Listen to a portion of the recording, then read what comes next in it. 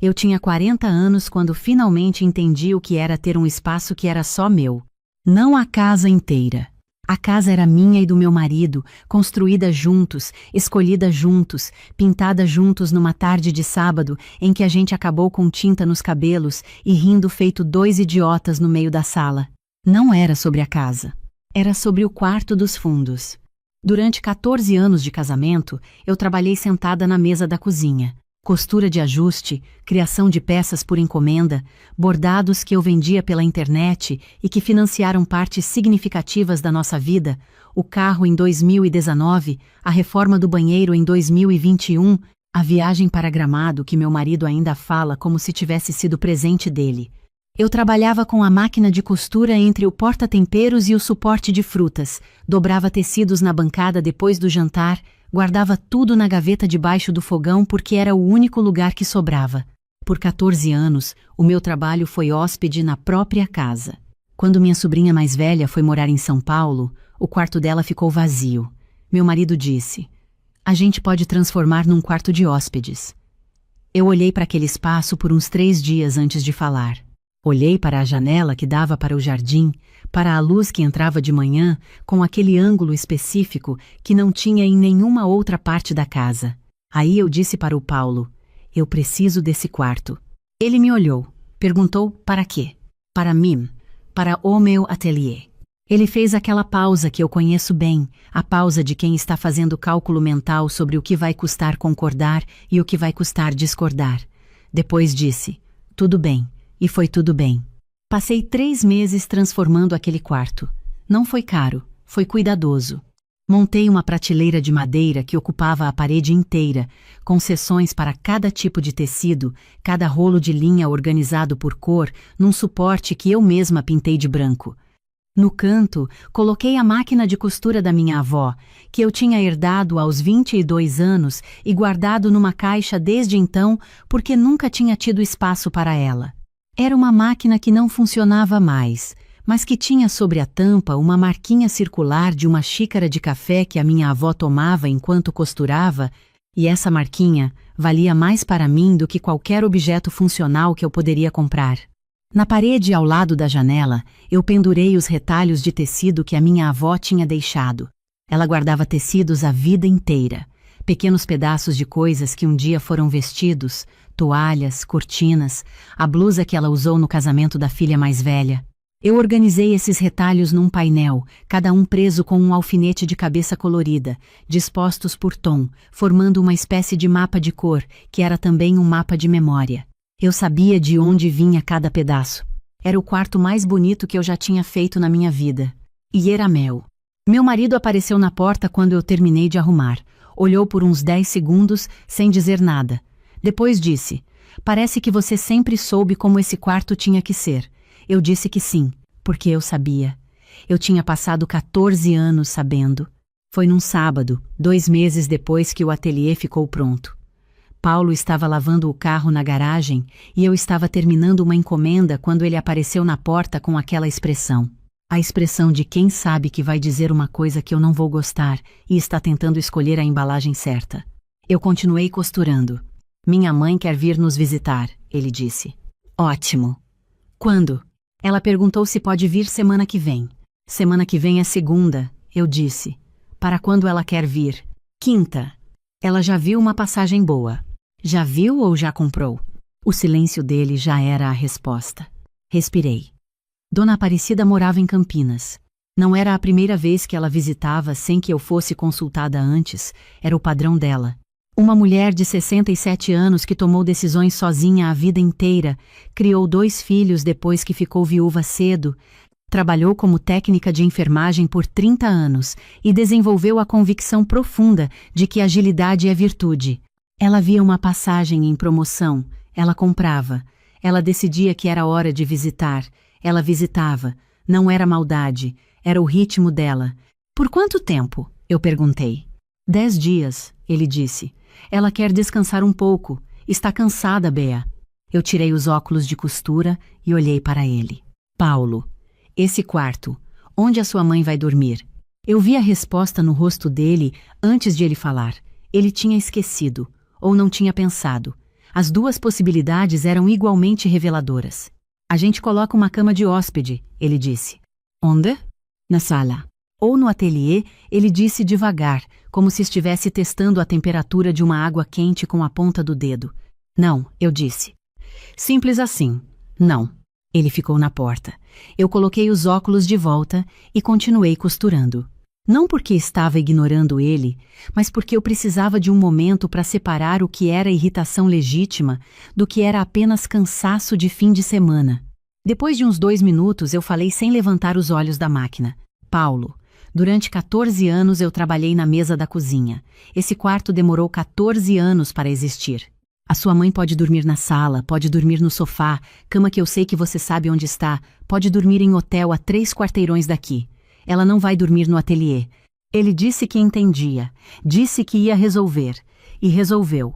Armaram o sofá, cama na sala, colocaram um biombo que eu tinha no corredor para dar privacidade, e quando Dona Aparecida chegou na quinta-feira com uma mala grande e um pote de doce de leite que ela sabia que era meu favorito, ela disse que o espaço estava ótimo e que não precisava de nada mais. Os primeiros dias foram bons. Dona Aparecida é o tipo de pessoa que preenche uma casa. Ela conta histórias, ela canta enquanto cozinha, ela pergunta de tudo com interesse genuíno. No segundo dia, ela quis saber de cada encomenda que eu estava fazendo, sentou na cadeira que eu coloquei para visitas no ateliê e ficou olhando enquanto eu trabalhava, fazendo perguntas sobre pontos de bordado, sobre os tecidos, sobre como eu tinha aprendido. Eu gostei daquele momento. Ela me olhava com um tipo de atenção que as pessoas dão quando estão genuinamente curiosas, não quando estão sendo educadas. No terceiro dia, ela insistiu em fazer o jantar para os dois. Quando a gente desceu, o cheiro de frango com jiló tinha tomado tudo, e ela estava com o avental que eu deixo pendurado na cozinha, satisfeita como alguém que acabou de resolver um problema importante. No quarto dia, eu comecei a notar coisas pequenas. A prateleira da cozinha, onde eu guardo as especiarias em ordem alfabética, estava reorganizada por tamanho de pote. A toalha que eu deixo dobrada no banheiro estava dobrada de um jeito diferente. O cabide da entrada, onde eu tenho um sistema específico para bolsas e chaves, estava com tudo trocado de lugar. Eu não disse nada. Cada pessoa tem seus hábitos, pensei. Ela está aqui para descansar e o jeito dela de descansar é cuidar das coisas ao redor. Eu conheço esse tipo de pessoa, minha própria mãe é assim. É generosidade com a forma errada de expressão. No quinto dia, eu fui trabalhar fora. Tinha uma cliente em Perdizes que queria ver pessoalmente os tecidos para o vestido de casamento da filha. Então saí cedo, levei as amostras, passei o dia discutindo opções, almocei por lá, voltei no final da tarde. Quando abri a porta do ateliê para pegar uma amostra que tinha esquecido, eu parei. Fiquei parada no meio do quarto por um tempo que não sei medir. A prateleira estava diferente.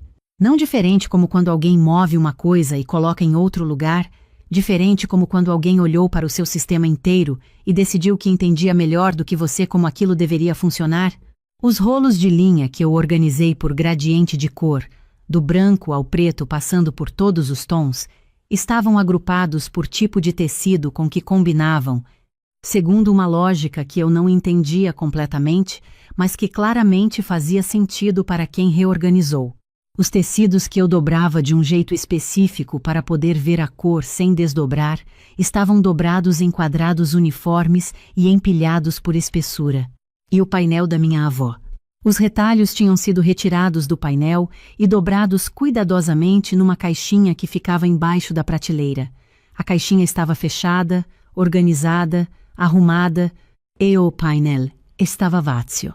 Eu ouvi passos no corredor e Dona Aparecida apareceu na porta com o mesmo sorriso satisfeito que ela tinha trazido para o jantar do frango com jiló. Eu aproveitei que você saiu hoje, ela disse. Estava vendo que você não conseguia encontrar as coisas direito. Organizei tudo por sistema de uso. As linhas que você usa mais estão na altura dos olhos, os tecidos pesados embaixo para não forçar a prateleira. E aqueles retalhinhos, Beatriz, eu coloquei na caixinha porque estavam acumulando poeira no painel. Muito mais organizado assim.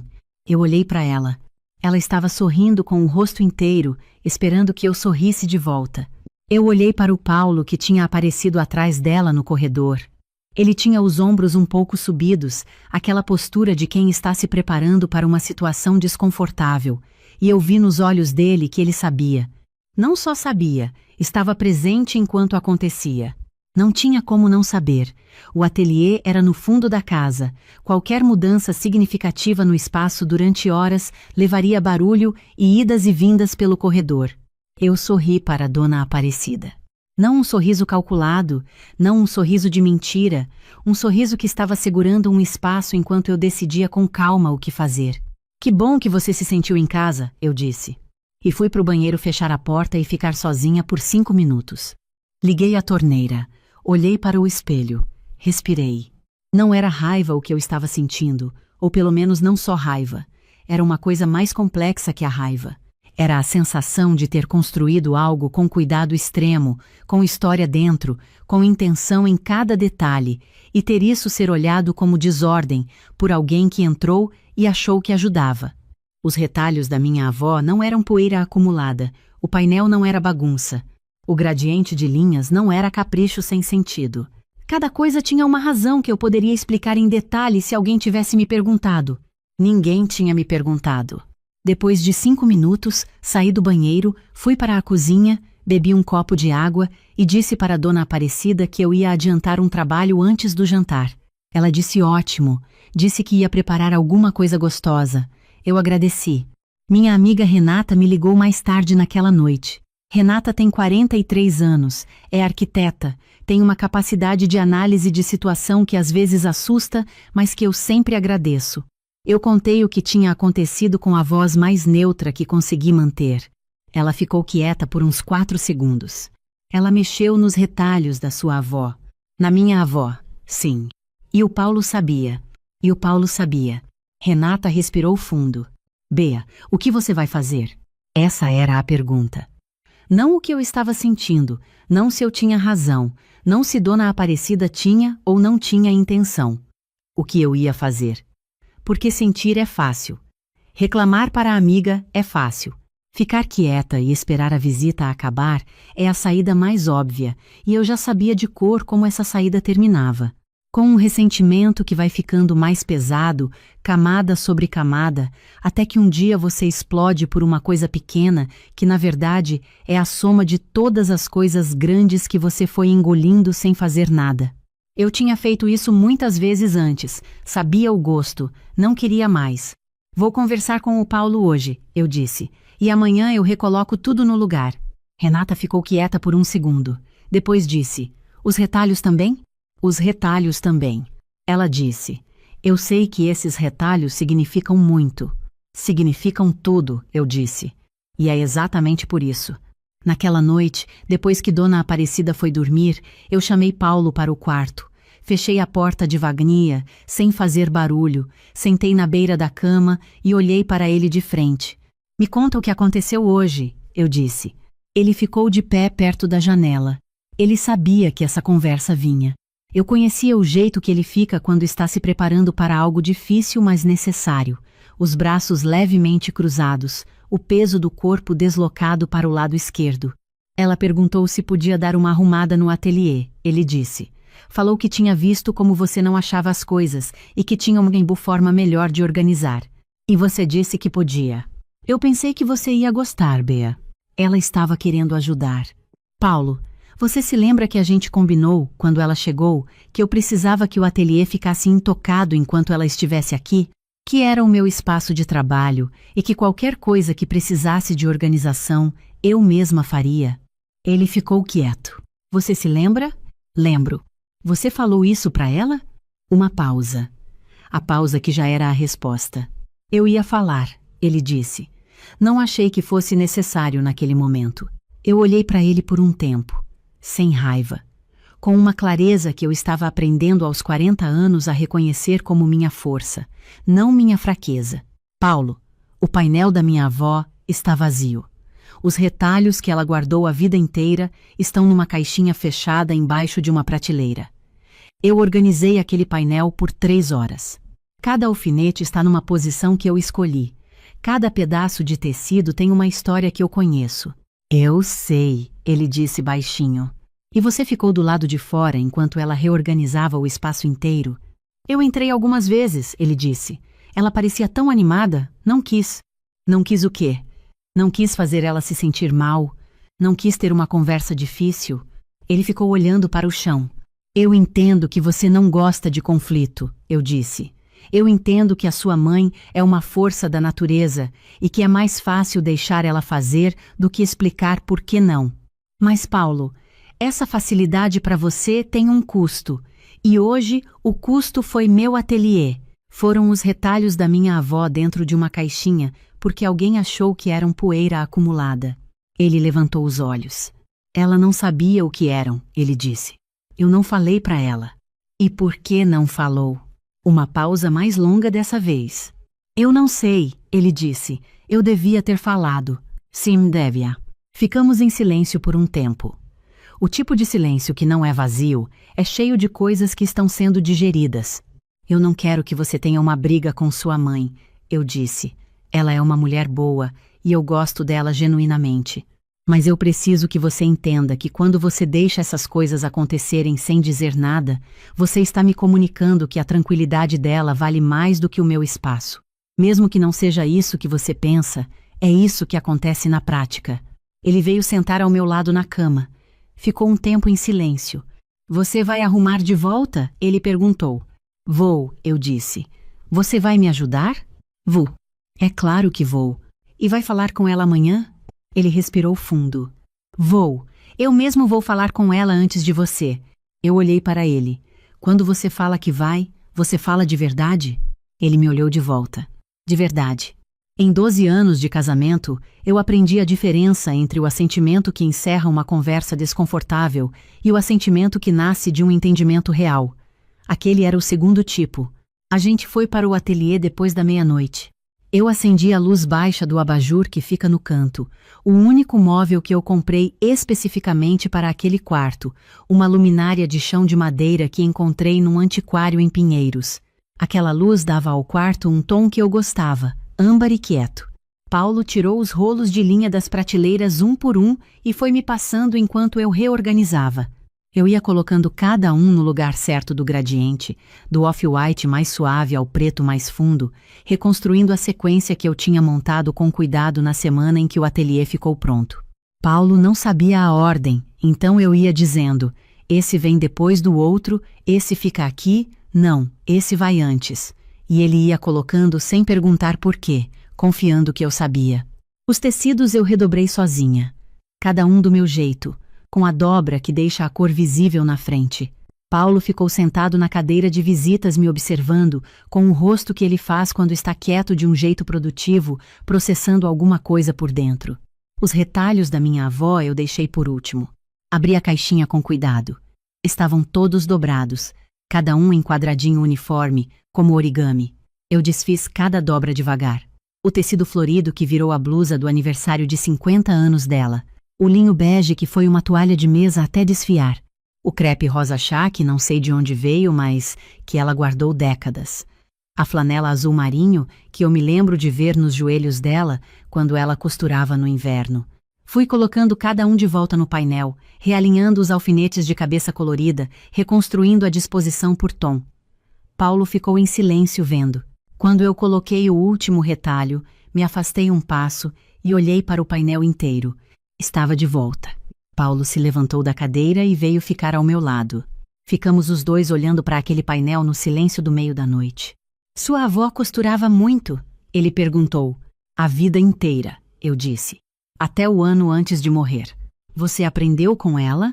Com ela e por causa dela, eu disse. São coisas diferentes. Ele ficou um tempo olhando para os retalhos. Eu não sabia que isso tudo era da sua avó, ele disse. Eu devia ter contado para ela. Devia. Mas agora você vai contar amanhã. Ele assentiu. E dessa vez eu senti o peso real do assentimento. Na manhã seguinte, acordei antes de todo mundo. Fiz café do jeito que eu gosto, forte, com aquela proporção específica que levei anos para acertar. Peguei a xícara que comprei numa ceramista de Cunha numa viagem que a gente fez no aniversário de 10 anos de casamento, uma xícara baixa e larga de cor ocre que cabe perfeitamente nas duas mãos. Fui para o ateliê. Sentei na minha cadeira. Olhei para o painel da minha avó com a luz da manhã entrando pela janela. A luz daquele quarto de manhã era diferente da luz de qualquer outra hora. Tinha uma qualidade específica que eu não sei nomear, mas que eu reconheço toda vez. Era parte da razão pela qual eu precisava daquele quarto. Fiquei assim um tempo, bebendo café, olhando para os retalhos, deixando a manhã entrar. Paulo desceu antes de Dona Aparecida. Passou pela porta do ateliê, me viu, entrou, ficou de pé por um segundo. Eu vou falar com ela agora, ele disse, antes do café. Tudo bem, eu disse. Pode ser depois do café também. Não precisa ser urgente, só precisa acontecer. Ele assentiu. Foi para a cozinha. Eu ouvi a conversa dos dois em partes. Não porque estava ouvindo de propósito, mas porque o corredor transmite som e eu não estava fazendo barulho nenhum. Ouvi a voz dele, calma, sem drama. Ouvi a voz dela fazer uma pergunta, depois outra. Ouvi um silêncio mais longo. Depois ouvi os passos dela no corredor. Ela parou na porta do ateliê. Ficou olhando para o painel, para as prateleiras, para o quarto inteiro que estava exatamente como ela não tinha deixado. Eu estava de costas para ela, ajustando um alfinete que tinha ficado torto. Esperei um segundo, respirei, depois virei com a xícara na mão. Ela tinha uma expressão que eu não sabia classificar direito. Não era só surpresa. Era surpresa com uma camada embaixo que parecia reconhecimento. Bom dia, Dona Aparecida. Você arrumou de volta, ela disse. Arrumei, eu disse. Quer café? Está fresquinho. Ela ficou parada por um momento mais. Ana, Beatriz, ela corrigiu, porque ela às vezes esquece os nomes quando está processando alguma coisa. Beatriz, o Paulo me falou sobre os retalhos, sobre a sua avó. Eu apoiei a xícara na bancada. Olhei para ela sem raiva, sem acusação, com a clareza que eu estava aprendendo a habitar. A senhora entrou nesse quarto com intenção boa, eu disse. Eu sei disso. Conheço a senhora faz 12 anos e sei como é o coração dela. Mas esse ateliê não é uma área de serviço que precisava de organização. É o lugar onde eu trabalho, onde eu guardo coisas que têm história. Cada coisa aqui está onde está por uma razão. Quando a senhora quiser ajudar com alguma coisa nessa casa, me pergunta antes, tá bom? Ela ficou olhando para mim por um tempo que pareceu mais longo do que provavelmente foi. Então ela disse, você tem razão. Simples assim. Sem drama, sem defensiva, sem o mas que eu estava esperando no final. Eu preciso ser honesta. Não era o que eu estava esperando. Eu tinha me preparado para uma conversa mais longa. Tinha construído na minha cabeça as possíveis respostas dela e as minhas respostas para as respostas dela, o diagrama mental que a gente monta quando sabe que uma conversa pode ser difícil. Não precisei de nenhum. Eu tenho o hábito de entrar nos espaços das pessoas, ela disse. Sempre tive. É uma coisa que o Paulo já me falou antes, que a minha filha já me falou. Eu entro e começo a organizar porque é como eu me sinto útil. Não penso antes. Ela parou. Olhou para o painel. Eu não sabia que eram da sua avó. Se soubesse, não teria tocado. Eu respirei. Eu sei que não sabia. Por isso que era importante o Paulo ter contado antes. Ela assentiu. Um assentimento que tinha peso. Posso perguntar uma coisa? Ela disse. Pode. Ela apontou para o painel. Esse aqui, o rosa. Que roupa era? Eu olhei para o retalho de crepe rosa chá. Nunca soube ao certo, eu disse. Minha avó guardava tecidos de tudo sem sempre anotar de onde vinham. Mas esse ela separou numa caixinha menor dentro da caixa grande, então devia ser alguma coisa especial. Dona Aparecida ficou um tempo olhando. Minha mãe também costurava, ela disse. Quando eu era pequena, eu lembro do barulho da máquina de madrugada quando ela pegava trabalho extra. Eu não sabia disso sobre ela. Também não sabia o que dizer, então não disse nada. Às vezes o silêncio depois de uma informação desse tipo é mais respeitoso do que qualquer resposta. Vou tomar aquele café, ela disse. Claro. Vem. A gente foi para a cozinha. Paulo estava sentado à mesa com a expressão de quem não sabe o que vai encontrar, mas está aliviado com o que está vendo. Servi 3 xícaras. Sentamos. Ela me contou sobre a mãe dela, sobre a máquina de costura que ficou com a irmã mais velha quando a mãe morreu e que ela nunca pediu de volta porque achou que não tinha direito. Eu ouvi de verdade, não com metade da atenção, enquanto a outra metade processava outras coisas. Ouvi porque ela estava me contando uma coisa real sobre ela mesma, uma camada que eu não conhecia em 12 anos, e isso merecia a atenção completa. Paulo ficou quieto ouvindo também. Quando Dona Aparecida foi tomar banho, ele me olhou por um segundo por cima da xícara. Como você faz isso? Ele disse. O quê? Isso, ter esse tipo de conversa sem que as coisas desandem. Eu pensei antes de responder. Eu não sempre fiz assim, eu disse. Durante muito tempo eu ficava quieta. Engolia as coisas e ficava quieta, e depois ficava remoendo sozinha até não aguentar mais. Aprendi na marra que guardar tem um custo maior do que falar. Ele ficou olhando para a xícara. Eu deveria ter falado com ela antes, disse. Quando você me pediu. Não falei porque eu sempre fico com receio de ela ficar magoada. Paulo, eu disse. Você pode ser claro e ainda assim ser gentil. Uma coisa não cancela a outra. Você não precisa gritar para estabelecer um limite. Não precisa ser grosso.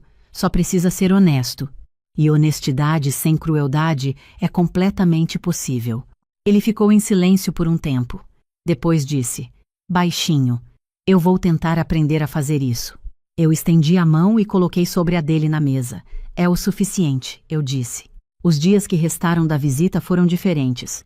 Dona Aparecida perguntava antes de qualquer coisa. Não de forma exagerada, não com o tom de quem está cumprindo uma punição. Simplesmente perguntava, posso usar a churrasqueira no almoço? Posso mover essa cadeira para perto da janela? Posso colocar as compras que fiz na geladeira aqui nessa prateleira? Era um ajuste pequeno no comportamento, mas que mudava completamente o que havia no ar entre a gente. E aconteceu uma coisa que eu não tinha previsto. Ficamos mais próximas. Ela voltou ao ateliê 2 vezes, dessa vez convidada. Na primeira, eu mostrei para ela o painel da minha avó em detalhe, contei as histórias que sabia, admitiram juntas as histórias que não sabiam.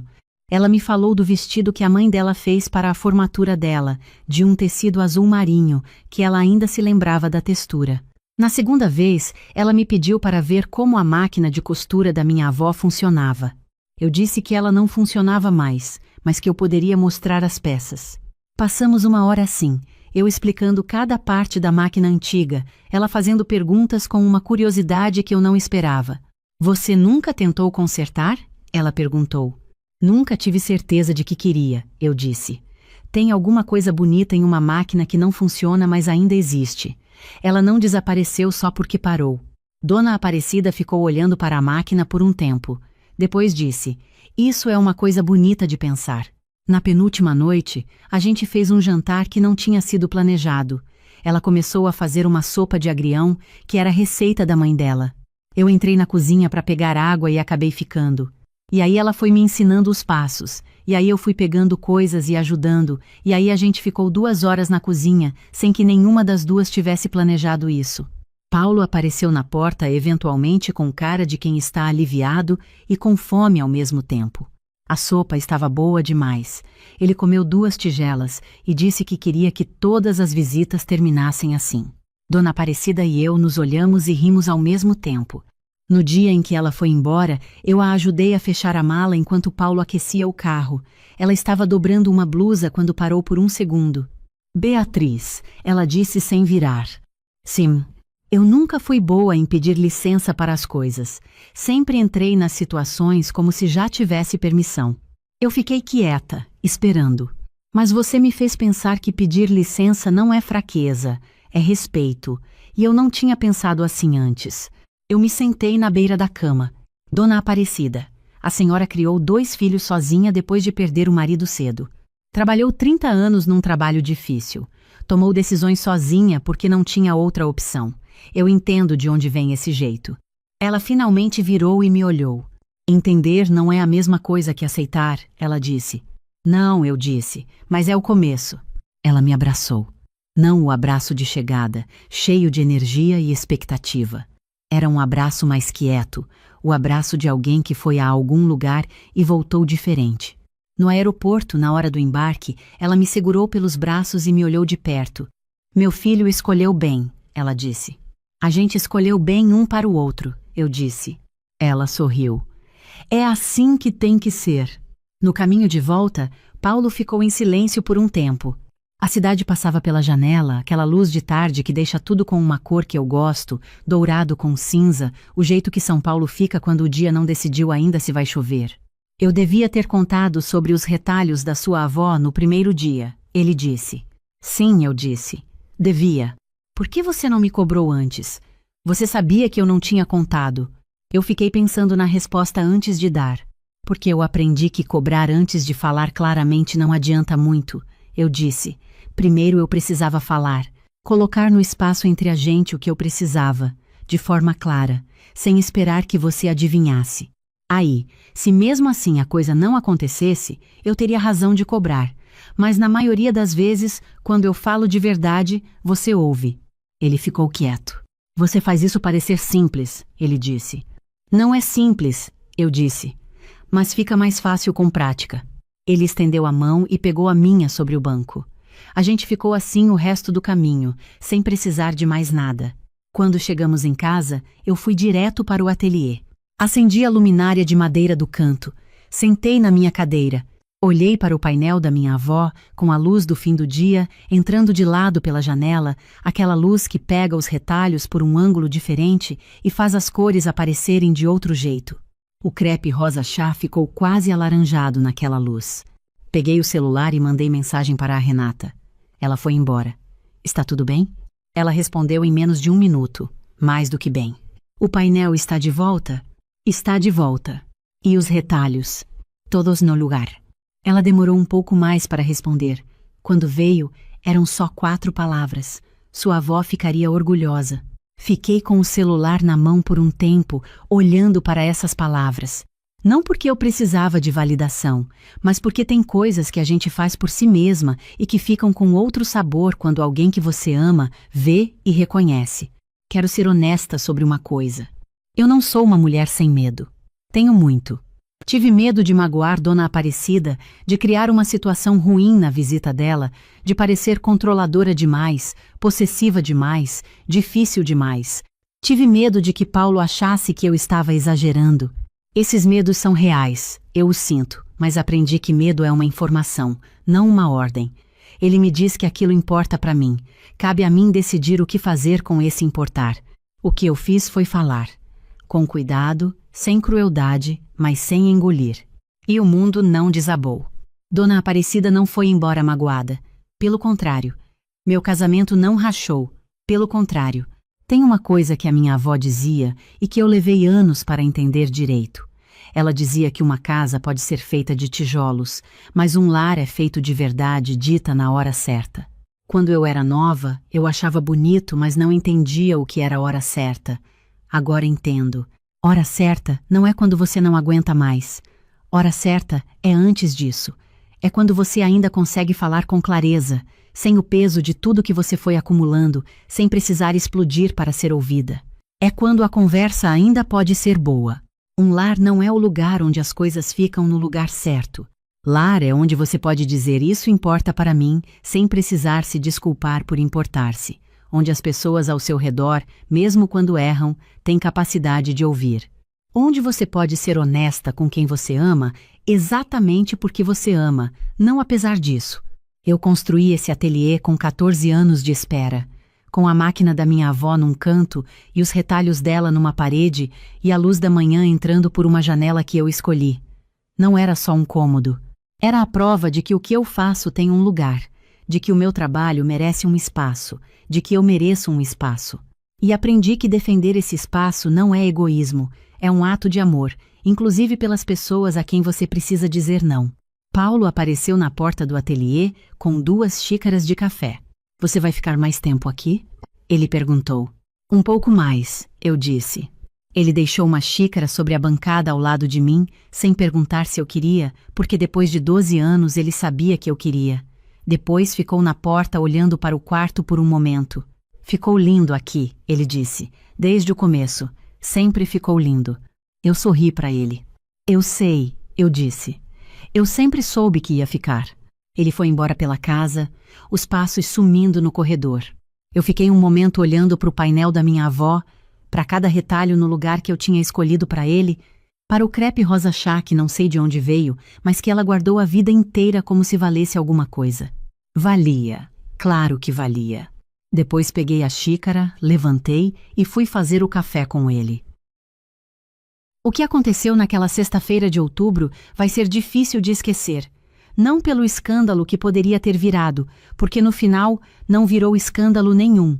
Vai ser difícil de esquecer pelo que eu escolhi não ceder, pelo peso que sumiu do meu ombro quando parei de tentar encaixar o que nunca tinha sido meu para encaixar. Tenho 40 anos.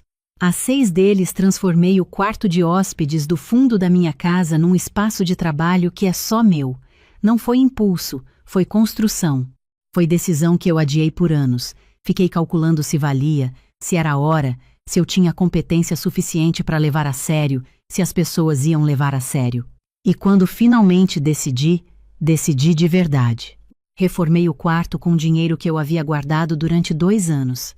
Escolhi o piso, escolhi a iluminação, escolhi a poltrona ergonômica que importei de um fornecedor em São Paulo porque eu sabia que ia passar horas sentada nela e que horas mal sentadas viram dores que não valem a pena.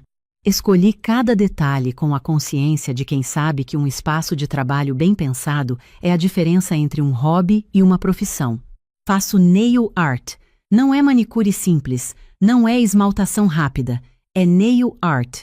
Trabalho com gel, com acrílico, com nail foil, com técnicas de encapsulamento que aprendi em cursos que eu mesma paguei, um por um, ao longo de anos. Fiz curso com profissional certificada no Rio. Fiz curso online com referência europeia. Fui aprendendo, errando em unhas de silicone antes de errar em unhas de gente, depois acertando com consistência. Hoje minha agenda está sempre cheia com pelo menos 6 semanas de antecedência. Tenho clientes que viajam de outros bairros para vir ao meu ateliê. Tenho clientes que me mandam foto de referência por WhatsApp com 3 meses de antecedência para garantir vaga nos fins de semana de casamento. Tenho mais de 18 mil seguidores no Instagram, construídos 1 a 1, com foto de qualidade, com vídeo de processo, com resposta a cada comentário nos primeiros anos, quando cada seguidor novo parecia um voto de confiança que eu precisava honrar. Casamentos de final de ano são os períodos mais disputados da minha agenda. Outubro, novembro, dezembro. As noivas reservam com meses de antecedência. As madrinhas reservam junto. As mães da noiva e do noivo também. Quando chega o mês do evento, minha agenda desses fins de semana já está há muito tempo fechada, paga, confirmada, com design aprovado e material encomendado. Aprendi cedo que datas assim precisam de proteção, porque quando não tem limite claro, somem antes que a gente perceba. Meu marido nunca colocou dinheiro no ateliê. Não foi uma falha dele. Foi uma escolha minha, tomada antes mesmo de a primeira prateleira ser fixada na parede. Eu havia visto o que acontecia quando um negócio era dos 2, mas só um trabalhava nele. Havia visto o palpite virar veto, a opinião virar autoridade, o espaço de quem construiu deixar de responder a quem construiu. Não queria isso. Queria um lugar que crescesse pelo meu ritmo, errasse pelos meus erros, acertasse pelos meus acertos. Ele disse que entendia. Com o tempo, fui acreditando que entendia de verdade. Naquela sexta-feira de outubro, faltavam exatamente 19 dias para o casamento mais importante da minha agenda daquele semestre. Estava no ateliê às 8 da manhã, organizando a lista de materiais que eu precisava encomendar até o fim do dia para garantir entrega antes do evento. Tenho por hábito trabalhar com margem de segurança em material porque fornecedor atrasa e nail foil da cor errada chegando na quinta-feira de uma cesta de casamento é um tipo de problema que eu resolvi nunca mais viver depois de viver. Uma vez. Naquela manhã, estava conferindo cada item, abrindo cada aba de fornecedor, fazendo as contas de quantidade com folga. O celular vibrou com uma mensagem de número desconhecido. A pessoa se apresentou como colega de grupo de oração da minha sogra e disse que estava muito feliz em ter finalmente conseguido o contato, que minha sogra havia prometido que eu faria as unhas do grupo antes da festa de encerramento do retiro espiritual delas, que eram 14 mulheres, que o evento era dali a 2 semanas e que ela queria confirmar os horários porque as colegas já estavam se organizando para vir. Li a mensagem sentada na minha poltrona ergonômica que eu havia escolhido com tanto cuidado. Li de novo, depois uma terceira vez. Minha sogra havia prometido que eu faria as unhas de 14 mulheres.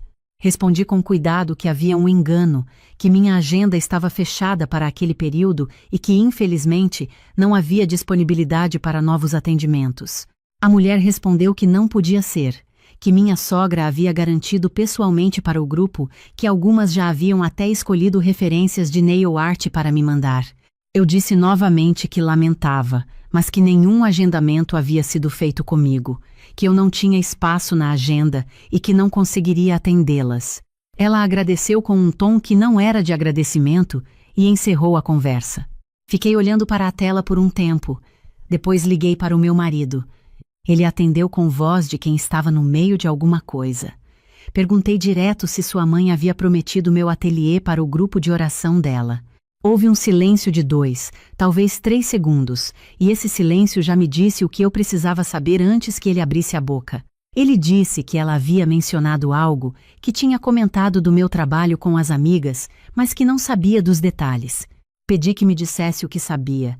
Ele disse que ia falar com ela e me retornar. Desliguei. Fui até a prateleira onde eu guardo meu fichário de clientes, aquele caderno preto de capa dura que eu uso há 4 anos para registrar os atendimentos, os designs aprovados, as preferências de cada cliente, as alergias, as observações que fazem diferença. Abri na semana do retiro da sogra. Tinha 4 atendimentos confirmados naquela semana. 3 deles para clientes que estavam comigo havia mais de 2 anos, que renovavam gel a cada 3 semanas e que haviam reservado aquelas datas em agosto. Uma delas era a mãe da noiva do casamento maior, que havia vindo até meu ateliê em julho para uma consulta de 1h30, só para definir o design das unhas para o grande dia. Havíamos olhado referências juntas. Eu havia feito 3 amostras em nail tips para ela escolher. Ela havia saído de lá com foto dos 3 modelos para decidir em casa com a filha. Ela havia me mandado mensagem no dia seguinte confirmando o design e dizendo que a filha havia amado. Eu havia anotado tudo no fichário. Fiquei olhando para aquelas anotações e pensei que havia uma diferença enorme entre o que eu havia construído e o que minha sogra entendia que havia construído. Ela me ligou 40 minutos depois. Eu já havia encerrado o pedido de materiais, confirmado 2 fornecedores e respondido um e-mail de cliente com perguntas sobre processo de remoção. Quando atendi, ela falou com aquela voz que eu havia aprendido a reconhecer ao longo dos anos de convivência, a voz de quem está explicando algo óbvio para alguém que está complicando sem motivo. Disse que havia falado do meu trabalho para as mulheres do grupo porque queria me dar uma oportunidade de me apresentar para elas, que eram mulheres com bom gosto, bem relacionadas, que poderiam me indicar bastante, que seria uma exposição ótima para o meu ateliê, que ela estava me ajudando. Disse que entendiam que eu cobrava normalmente, que não estavam pedindo de graça, que só queriam ser atendidas naquela semana. Perguntei quantas eram. Ela foi contando. Ela mesma, mais 3 amigas próximas do grupo, a coordenadora do retiro com a filha, a irmã da coordenadora que havia vindo de Campinas especialmente para o evento, mais 7 mulheres que ela descreveu como participantes fixas do grupo de oração. 14 no total, algumas com data de preferência específica porque tinham outros compromissos naquela semana. Quando ela terminou, eu disse com calma que entendia a ideia, mas que aquela semana estava completamente comprometida com clientes que haviam agendado com meses de antecedência, que eu não tinha como incluir 14 novos atendimentos sem cancelar ou comprometer o que já estava confirmado. Ela ficou em silêncio um instante e depois disse que havia prometido para o grupo. Respondi que lamentava, mas que a promessa havia sido feita sem que eu fosse consultada e que eu não tinha como honrar um compromisso que eu não havia assumido. Ela disse que as mulheres iam entender se eu fizesse algo simples, sem os trabalhos elaborados que eu costumava fazer, que poderia ser só um esmaltamento mais caprichado, que não precisava ser nada muito trabalhoso. Expliquei que mesmo um atendimento simples ocupa tempo de agenda, que eu tinha 4 clientes confirmadas naquela semana, mais a preparação de material para o casamento, e que 14 atendimentos extras representavam dias de trabalho que eu simplesmente não tinha disponíveis. Ela disse que ia falar com meu marido, eu disse que ficasse à vontade. Desliguei e fiquei sentada no ateliê por um tempo que não calculei. Não estava com raiva ainda. Estava naquele espaço antes da raiva, quando a gente ainda está processando a dimensão exata do que aconteceu, porque o que havia acontecido não era um pedido que eu podia simplesmente recusar, era algo diferente. Minha sogra havia tomado uma decisão sobre o meu trabalho, sobre o meu tempo, sobre o meu espaço, sem me perguntar uma única vez. Havia distribuído a minha disponibilidade como se ela pertencesse a ela. Havia prometido meu ateliê para 14 mulheres com a mesma naturalidade de quem empresta um prato de comida de casa, como se o que eu faço fosse um recurso familiar de livre acesso, como se o fato de eu trabalhar em casa tornasse o meu trabalho uma extensão da casa e, portanto, de domínio coletivo. Meu marido ligou quase 1 hora depois. Eu já havia terminado de organizar o cronograma de produção para a semana do casamento, detalhado dia por dia, atendimento por atendimento. Quando atendi, reconheci o tom da voz dele da mesma forma que reconheço o cheiro de Base Coat, de imediato e sem precisar pensar. Era o tom de quem está tentando encontrar um caminho do meio onde o caminho do meio não existe. Disse que entendia que minha agenda estava cheia, mas perguntou se eu não conseguia atender pelo menos as mais próximas, as que eram amigas mais antigas da mãe dele, que seria algo significativo para ela, que o grupo era importante na vida dela. Disse que não havia as mais próximas na minha agenda, havia clientes que haviam agendado corretamente e clientes que não haviam agendado. Disse que o critério de quem vinha ao meu ateliê não era proximidade com minha sogra, era agendamento feito com antecedência pelo processo normal. Ele disse que parte do grupo havia se programado para aquela semana contando com o atendimento, que a mulher que veio de Campinas havia planejado a viagem em torno disso. Respondi que lamentava, mas que essas decisões haviam sido tomadas sem nenhuma participação minha, e que eu não podia ser responsabilizada por compromissos que eu não havia assumido. Ele perguntou se eu não conseguia pelo menos acomodar 2 ou 3. Fiquei um momento antes de responder. Depois fiz uma pergunta só. Você sabia que ela estava planejando isso? Pausa. Ela tinha comentado umas semanas atrás que queria falar do seu trabalho para o grupo. Eu achei que ela ia te perguntar antes. E você não me disse nada. Ele não respondeu de imediato. Continuei. Meu marido, eu tenho 4 clientes esperando o trabalho que já confirmei, pagas, com design fechado. Uma delas é a mãe de uma noiva, que vai se casar daqui a 19 dias, e que me escolheu há meses. Tenho material encomendado, cronograma feito, compromissos assumidos. Não é sobre não querer ajudar, é que não existe espaço físico para encaixar 14 atendimentos numa semana que não tem mais espaço. E mesmo que existisse, eu precisaria ter sido perguntada. Este ateliê é meu. O tempo dele é meu. Ele não está disponível para ser prometido por outra pessoa. Ele ficou quieto. Depois disse que a situação estava muito difícil, que a mãe havia se comprometido na frente de todo o grupo, que agora ia parecer que ela havia inventado algo ou exagerado. Respondi com cuidado que compreendia que seria desconfortável para ela, mas que o desconforto havia sido criado por uma promessa que não cabia a ela fazer e que isso não era um problema que eu conseguia resolver sem cancelar compromissos que havia assumido de forma legítima com outras pessoas. Desliguei. Fui até a cozinha, que fica conectada ao ateliê por um corredor interno que eu havia mandado fechar com porta de vidro justamente para criar um limite entre o espaço de trabalho e o espaço de vida. Esquentei água, fiz chá. Fiquei em pé olhando para o corredor.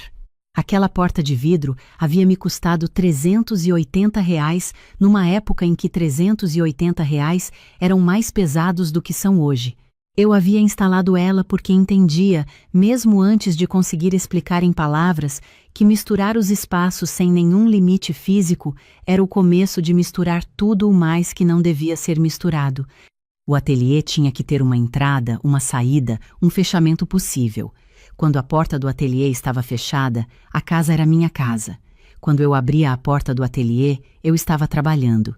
Aquela noite recebi mensagens de 3 números que eu não tinha salvo. 2 eram de mulheres do grupo de oração que eu nunca havia conhecido, dizendo que estavam decepcionadas, que haviam se animado muito, que não esperavam isso de mim. Uma delas usou a expressão falta de consideração. Outra disse que havia imaginado uma atitude diferente de quem estava na família. Li todas. Não respondi nenhuma. Não porque estava com raiva, estava além disso, naquele lugar mais quieto onde a clareza toma o lugar do calor.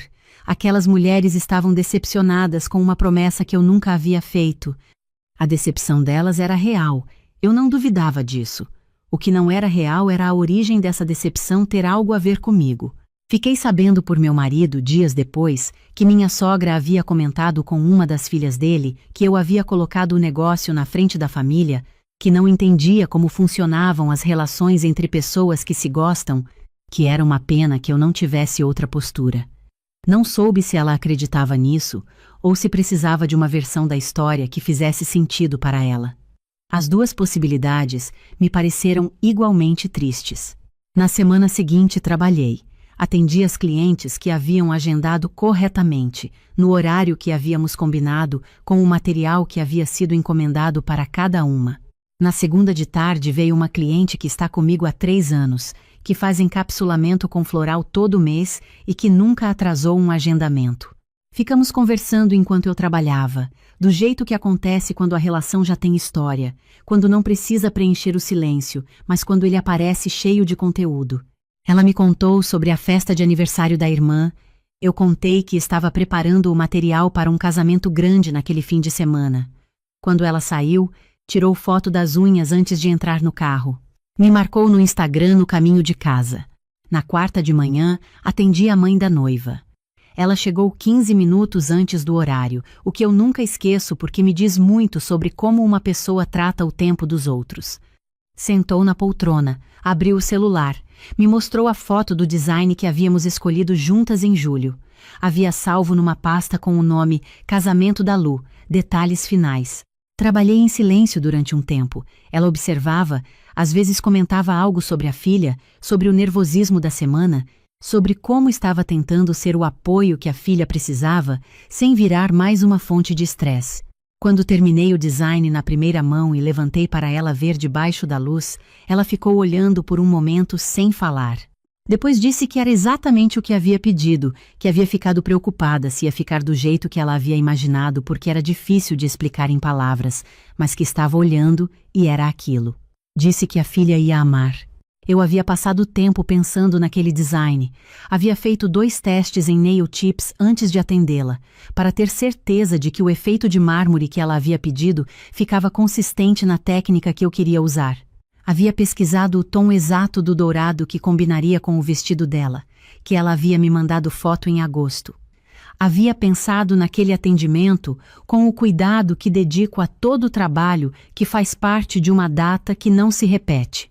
Quando ela saiu, fiquei um momento na poltrona vazia, olhando para o espaço do ateliê. Aquela poltrona, aquelas prateleiras, aquela iluminação LED fria que eu havia instalado, porque a luz certa faz toda a diferença na leitura de tons. 6 anos de decisões que passaram por aquele quarto.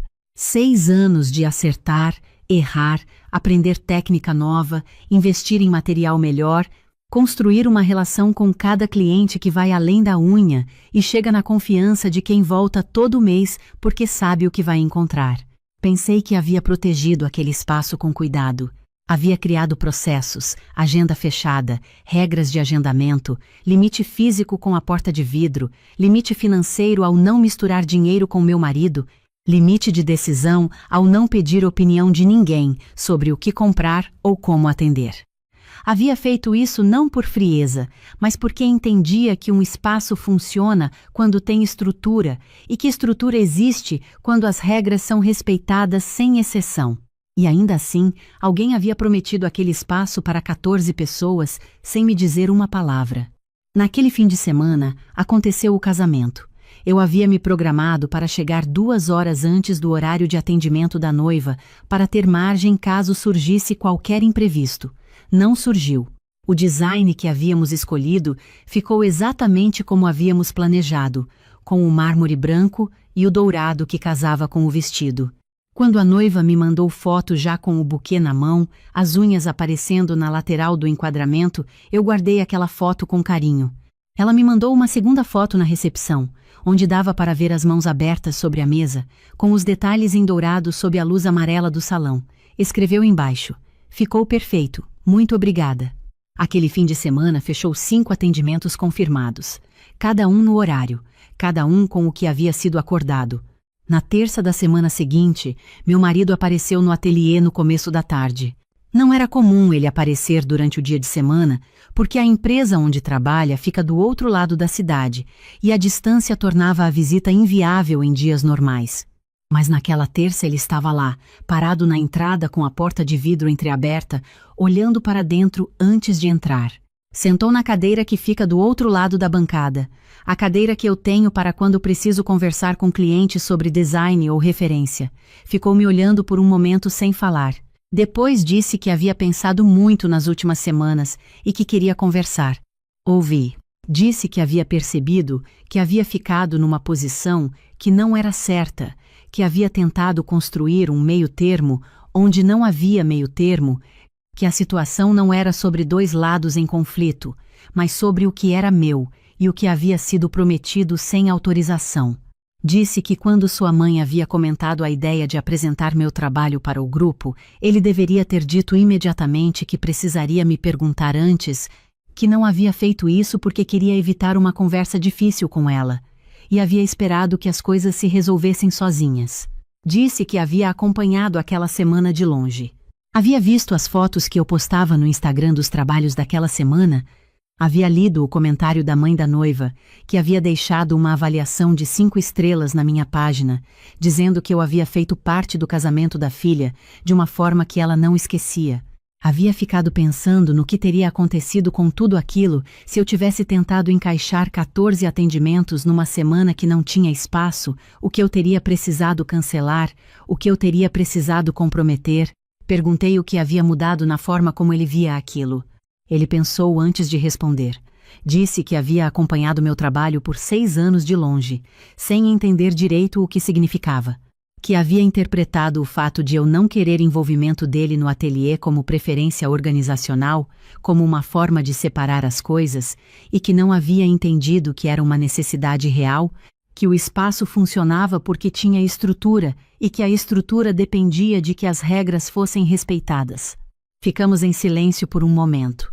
Depois, perguntei a coisa que havia ficado quieta dentro de mim por semanas. Você entende por que aquilo foi diferente das outras vezes? Ele me olhou com atenção. Eu disse que ao longo dos anos havia deixado passar muita coisa. O jantar de domingo que eu havia planejado para nós dois e que havia virado almoço de família porque surgiu um compromisso de última hora e eu havia dito tudo bem. A decisão que eu havia tomado sobre a cor das paredes do corredor, que havia sido comentada pela minha sogra em frente a outras pessoas, de um jeito que não era comentário, era julgamento, e eu havia deixado passar.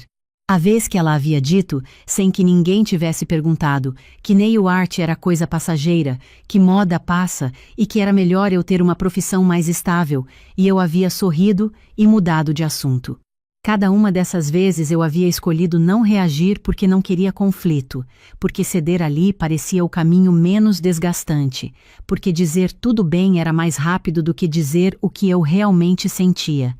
O problema do tudo bem, eu disse, é que ele cria um caminho. Cada vez que eu disse tudo bem, o próximo pedido chegou um pouco mais confortável com a própria existência. Cada vez que eu cedi sem condição, a expectativa de que eu cederia de novo ficou um pouco mais estabelecida. Não havia intenção maliciosa em nenhum desses momentos. Havia um padrão que foi sendo construído pelo que ninguém disse. Quando o pedido chegou grande demais para caber no tudo bem, quando eram 14 mulheres numa semana que não tinha espaço, a surpresa que eu senti não foi pela audácia do pedido. A surpresa foi perceber que eu havia ajudado a construir a expectativa de que ele seria atendido. Meu marido ficou quieto ouvindo. Disse que havia coisas que ele havia visto acontecer e havia interpretado meu silêncio como aceitação, não como acúmulo. Que havia entendido que se eu não reclamava era porque não me incomodava, e que agora estava percebendo que havia uma diferença grande entre não reclamar e não se incomodar. Disse que era exatamente isso. Ele perguntou o que eu precisava dele agora. Fiquei um momento pensando na resposta honesta.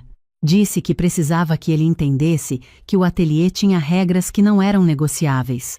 Não porque eu era inflexível, mas porque havia clientes reais que dependiam dessas regras para receber o que haviam contratado.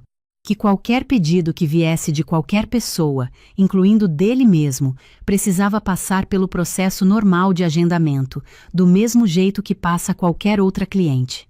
Que isso não era frieza, era respeito pelo que eu havia construído. Disse também que havia outras coisas fora do ateliê que eu havia guardado por tempo demais e que eu precisava que ele estivesse disposto a ouvir, não tudo de uma vez, não naquele dia, mas que eu precisava de espaço para falar sem que a paz da família fosse colocada acima do que eu sentia. Ele disse que estava disposto. Fomos para o corredor coberto que conecta o ateliê à cozinha, onde eu tenho um banco pequeno que instalei para ter um lugar de pausa entre os atendimentos. A tarde estava quieta, com aquela luz de outubro que entra de lado e faz sombra comprida no chão. Ficamos lá por quase 2 horas. A conversa não foi fácil. Houve momentos em que eu disse coisas que havia guardado por anos, e dizer essas coisas em voz alta teve um peso que eu não havia calculado. Não porque eram cruéis, porque eram verdadeiras. E a verdade que fica guardada por tempo demais tem um gosto diferente quando finalmente sai. Houve momentos em que ele ficou quieto de um jeito que eu reconheci como escuta de verdade, não como espera pela própria vez de falar. Havia uma diferença pequena, mas visível entre os dois, e eu a conhecia bem o suficiente para distinguir. Não resolvemos tudo naquele banco. Eu sabia que não ia. As coisas que ficam quietas por anos não se resolvem numa tarde de outubro, por mais honesta que seja a conversa. Mas algo havia mudado. Algo que eu sentia, mas que era difícil de nomear com precisão. Tinha a ver com ser vista. Não como a mulher que faz unhas, não como a nora que tem um ateliê em casa, não como a pessoa que facilita as coisas para quem está ao redor. Ser vista como alguém com quem as coisas precisam ser combinadas antes de serem prometidas.